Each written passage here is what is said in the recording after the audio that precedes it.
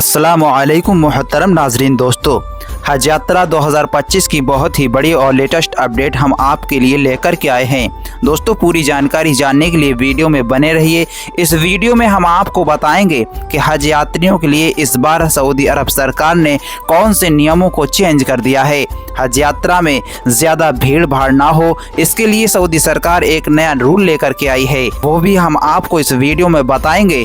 दोस्तों, पूरी जानकारी जानना, हज यात्रा करना मुसलमानों के लिए क्यों ज़रूरी है, आखिर मुसलमान हज यात्रा क्यों करते हैं, ये भी आपको इस वीडियो में जानने को मिलेगा। पूरी जानकारियाँ जानिए। दोस्तों, जानने से पहले दुआ कर लेते हैं। और ऐसा कौन सा मुसलमान नहीं है जिसके दिल में हज यात्रा करने की उम्मीद ना हो। हज यात्रा करने की कौन हसरत नहीं रखता। हर किसी के दिल में ये आरज़ू होती है कि वो अपनी ज़िंदगी में एक बार हज यात्रा ज़रूर कर ले, हज यात्रा नहीं तो उम्रा ही कर ले। ऐसे लोग कमेंट सेक्शन में आमीन ज़रूर लिखेंगे। आइए दुआ कर लेते हैं। अल्लाह तबारक व तआला हमें और आपको हज की सआदतैन से नवाजे। हमारे और आपके वालिदैन को अल्लाह तबारक व तआला हाजी और नमाजी बना दे। दोस्तों, जल्दी से कमेंट सेक्शन में आमीन ज़रूर लिख दें। ना जाने किसके आमीन पर हमारी इस दुआ को अल्लाह तबारक व तआला कबूल कर ले और अल्लाह तबारक व तआला हमें और आपको, हमारे और आपके वालिदैन को हाजी और नमाजी बना दे। दोस्तों, हज यात्रा 2025 के लिए बहुत ही बड़ी लेटेस्ट अपडेट सामने आ रही है। हज कम्युनिटी की तरफ से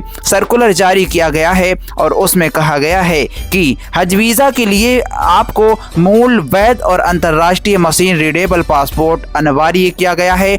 मारवाड़ हज वेलफेयर सोसाइटी के अध्यक्ष अलहाज सलीम चौहान बताते हैं कि चयनित हज यात्रियों को अपना पासपोर्ट एवं सफ़ेद बैकग्राउंड वाली 2 फोटो 18 फरवरी तक स्टेट हज कमेटी को स्पीड पोस्ट या रजिस्ट्री द्वारा भेजनी होगी। दोस्तों, पासपोर्ट की वैधता पूरी होनी चाहिए और वह अच्छी स्थिति में होना चाहिए। कटे फटे, डैमेज या लूज वाइंडिंग वाले पासपोर्ट स्वीकार नहीं किए जाएंगे। पासपोर्ट में कम से कम 2 खाली पेज होना ज़रूरी है।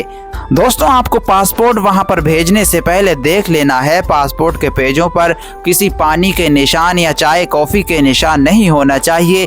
आपका पासपोर्ट सही स्थिति में होना चाहिए, कटा फटा हुआ नहीं होना चाहिए। दोस्तों, हज यात्रा में नए रूल्स सऊदी सरकार की तरफ से लाए गए हैं। सऊदी अरब ने अपने वीज़ा नियमों में बदलाव किया है जिससे ज़ायरीनों पर असर पड़ेगा। इसका भारत समेत 14 देशों पर असर पड़ने वाला है।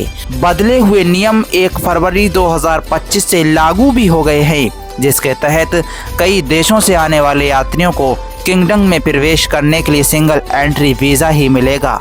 सऊदी ने अपने वीज़ा नियमों में बदलाव इसलिए किया है ताकि लंबी अवधि का वीज़ा लेकर देश में आने वाले लोग अनाधिकृत रूप से हज यात्रा ना कर सकें। दोस्तों, बहुत ही बड़ी लेटेस्ट अपडेट। जिन लोगों के पास सऊदी अरब का मल्टीपल एंट्री वीज़ा होता है वो हज के दौरान बिना हज परमिट के अनाधिकृत रूप से हज करते हैं। किस तरह से हम आपको आगे वीडियो में बताएंगे। दोस्तों, जानने के लिए वीडियो पूरा ज़रूर देखिए। जो अनाधिकृत रूप से हज करते हैं इससे पवित्र मक्का शहर में भीड़ बढ़ जाती है। इससे सऊदी अधिकारियों की सिरदर्दी भी बढ़ जाती है। दोस्तों, सिंगल एंट्री वीज़ा से कोई व्यक्ति किसी देश में एक बार ही एंट्री कर सकता है, जबकि multiple entry visa long term visa होता है जो वीज़ाधारी को उस देश में कई बार आने जाने की अनुमति देता है।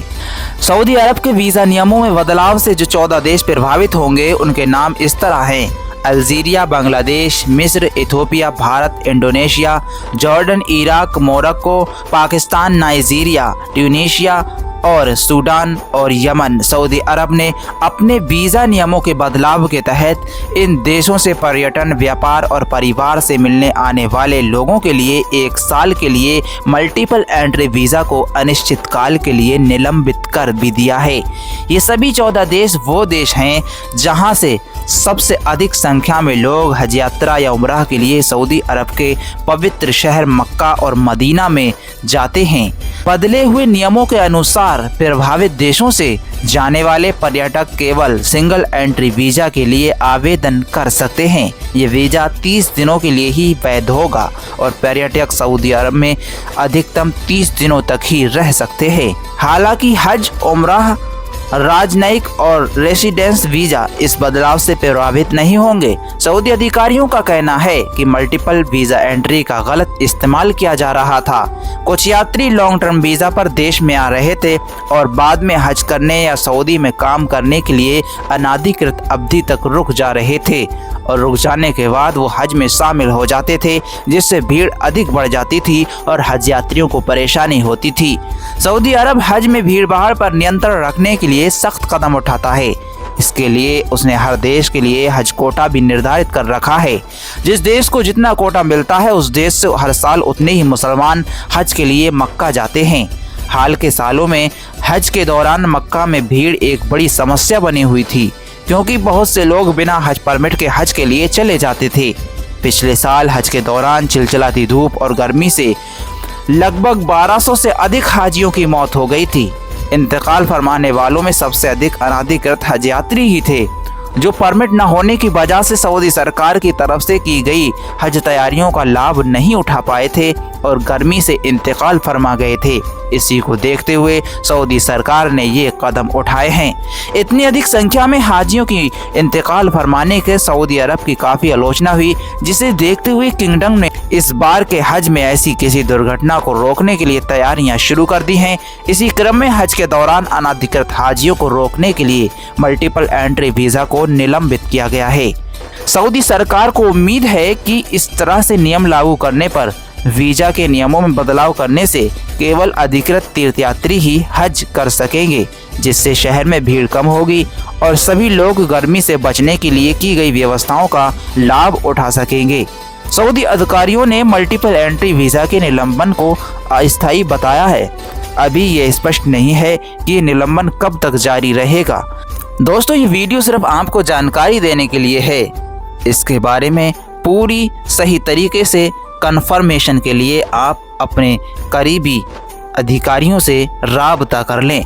दोस्तों, जानकारी आपको कैसी लगी कमेंट सेक्शन में लिखकर ज़रूर बताएं। वीडियो को ज़्यादा से ज़्यादा शेयर कर दें, जिससे कि सभी को इस जानकारी के बारे में पता लग सके और सभी ज़रूरतमंदों तक ये वीडियो पहुंच जाए।